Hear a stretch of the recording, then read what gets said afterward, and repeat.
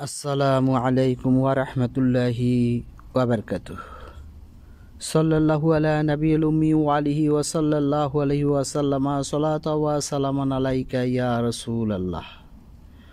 সম্মানিত ইমানদার মুমিন মুসলমান ভাই ও বোনেরা, তদবির দুনিয়া চ্যানেলে আপনাদেরকে স্বাগত জানাচ্ছি।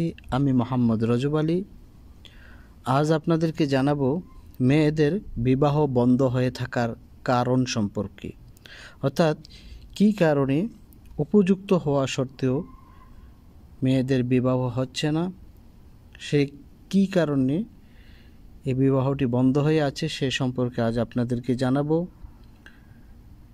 তবে তার আগে বলে রাখি, আপনি যদি আজ প্রথম আমার চ্যানেলটি দেখে থাকেন তাহলে চ্যানেলটিকে সাবস্ক্রাইব করে দিন, পাশে থাকা বেল আইকনটি বাজিয়ে দিন এবং অল সিলেক্ট করে দিন। আর ইতিমধ্যে যারা আমার চ্যানেলটি সাবস্ক্রাইব করেছেন আপনাদেরকে জানাই অসংখ্য ধন্যবাদ। তো সম্মানিত ইমানদার মুমিন মুসলমান ভাই বোনেরা, চলুন আমরা কথা না বাড়িয়ে আমাদের আজকের মূল আলোচনায় আমরা ফিরে যাই। আমাদের আজকের আলোচনার বিষয় হলো মেয়েদের বিবাহ বন্ধ হয়ে থাকার কারণ কি সে সম্পর্কে জানা, অর্থাৎ কি কারণে একজন মেয়ের উপযুক্ত হওয়া সত্ত্বেও তার বিবাহ হচ্ছে না। আগে আমরা সেই কারণগুলো জানব, পরবর্তী ভিডিওর মাধ্যমে আপনাদেরকে জানিয়ে দেব যে মেয়েদের দ্রুত বিবাহ হওয়ার তদবির সম্পর্কে, যে তদবিরগুলো প্রয়োগ করলে অতি দ্রুততার সাথে তাদের বিবাহ সম্পন্ন হবে। তো চলুন আমরা আজকে সেই সমস্যাগুলো জেনে নেই। সমস্যাগুলো কি? এক নাম্বার হচ্ছে, দেখা যায় মেয়ের চেহারাও ভালো, বংশও ভালো।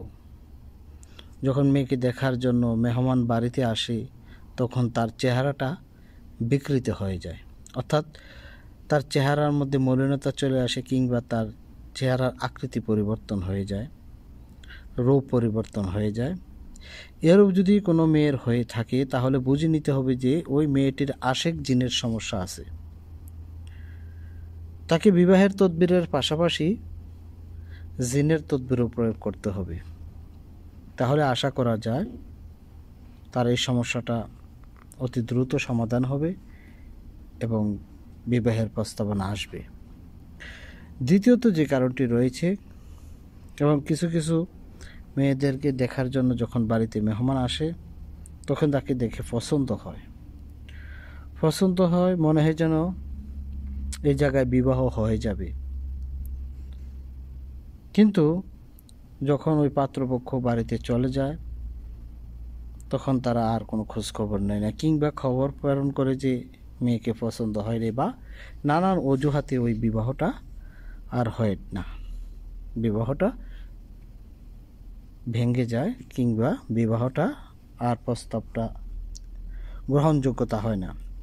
এমন যদি হয় তাহলে বুঝে নিতে হবে যে মেয়েটার বিবাহের জন্য বাধা দেওয়া আছে, বিবাহটা বন্ধ করে রাখা হয়েছে।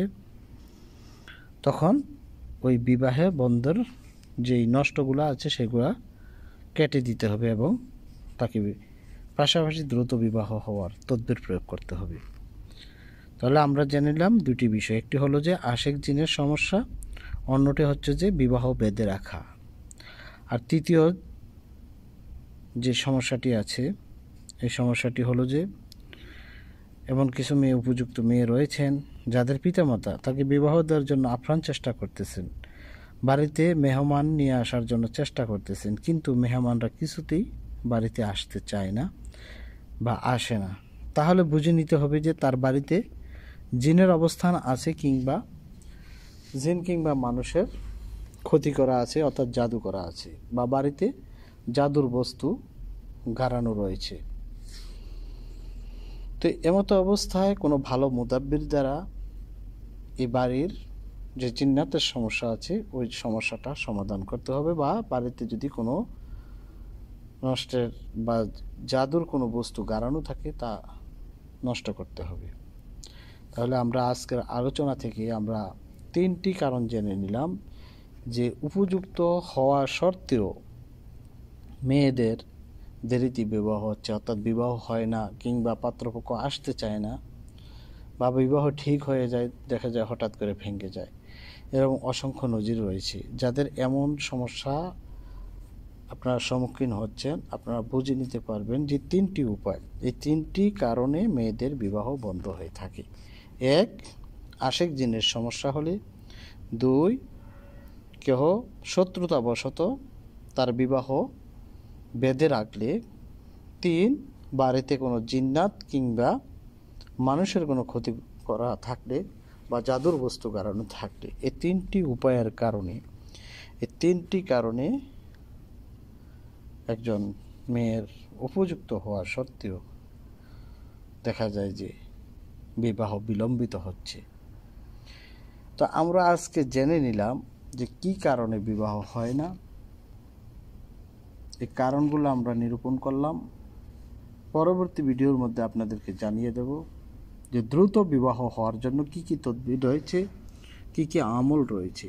যদি কেউ মহান আল্লাহ পাকের প্রতি পূর্ণ আস্থা বিশ্বাস রেখে এই আমলগুলো করতে পারেন, তাহলে আমি আল্লাহ তাআলার কাছে আশাবাদী যে অতি দ্রুততার সাথে 1 থেকে 3 মাসের মধ্যে এই আমলটা করতে হবে।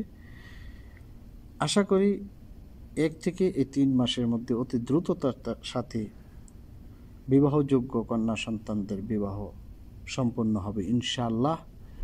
এই ছিল আজকের মতন। পরবর্তী সময়ে অন্য কোনো বিষয় নিয়ে আসবো। সে পর্যন্ত ভালো থাকুন, সুস্থ থাকুন। আসসালামু আলাইকুম ওয়া রাহমাতুল্লাহি ওয়া বারাকাতুহু।